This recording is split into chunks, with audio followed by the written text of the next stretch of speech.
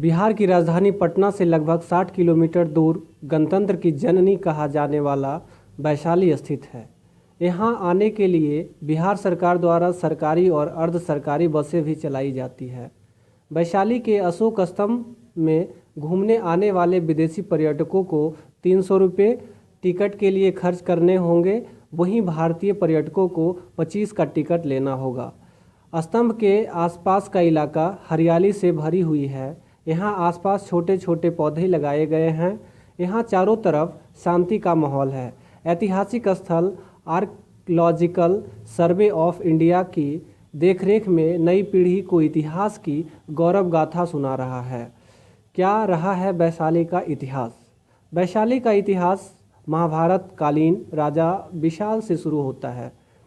कुछ इतिहासकारों का मत है कि राजा विशाल के नाम पर ही लिच्छवी का नाम वैशाली पड़ा। लिच्छवी महाजनपद विशाल नदी के किनारे बसा था और वैशाली नदी के नाम पर ही इस स्थान का नाम वैशाली पड़ा। आज हम इसी वैशाली की धरती पर हैं और यहाँ स्थित अशोक स्तंभ को लेकर अशोक ने 3 वर्ष में 84,000 स्तूपों का निर्माण कराया और भारत के 4 स्थानों पर इन्होंने स्तंभ का निर्माण कराया। सांची, दिल्ली और इलाहाबाद समेत वैशाली है। हम भारत के लोग हर वर्ष 26 जनवरी को जब गणतंत्र दिवस मनाते हैं तो पिछले 70 सालों से देश ने जो देखा है गणतांत्रिक व्यवस्था, वो हमारे आंखों के सामने झलकता है। लेकिन आज जिस जगह पर हम खड़े हैं, जिस भूमि पर हम खड़े हैं, वह भारत की नहीं विश्व का सबसे पहला गणतंत्र है। जी हाँ, वैशाली, जिसे पहले लिच्छवी गणतंत्र के नाम से जाना जाता था।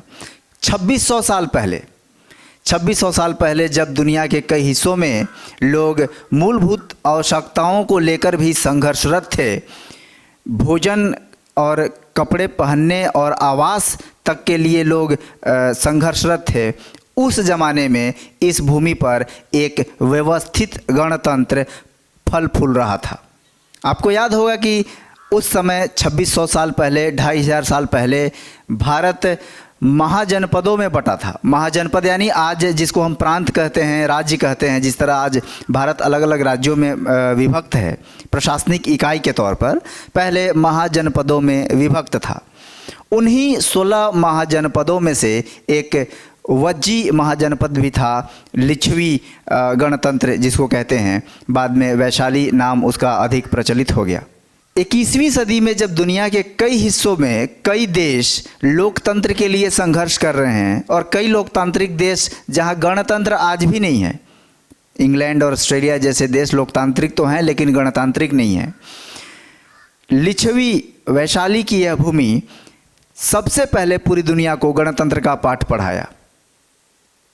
आज पढ़कर और जानकर और देखकर आश्चर्य होता है कि कैसे 2500 साल पहले वोटिंग की एक व्यवस्थित प्रणाली थी। गुप्त रूप से मतदान, प्रकट रूप से मतदान और चुपके से शलाका विधि से यानी कान में कहकर मतदान करने के तरीके थे।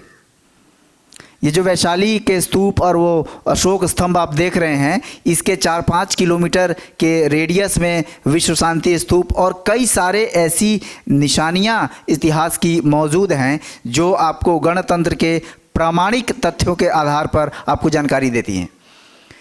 कैसे विवाद होने की स्थिति में एक व्यवस्थित न्याय प्रणाली थी।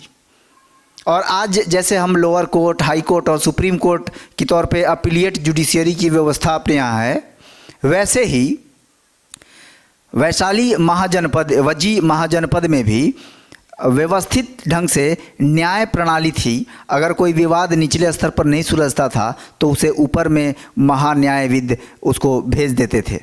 राजा चुनने से लेकर आज की तरह जैसे विभिन्न कार्यों के लिए विभिन्न मंत्रालय होते हैं, वैसे ही 8 या 9 विभिन्न विभाग होते थे जिसमें न्याय, चिकित्सा, रक्षा और अलग अलग नामों से राज्य को चलाने के लिए विभाग बटे हुए थे।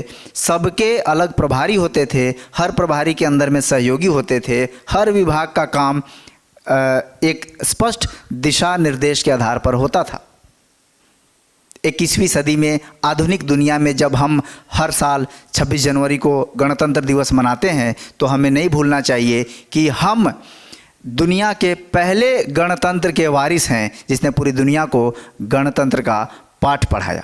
आप स्वतः समाचार देखते रहिए। धन्यवाद।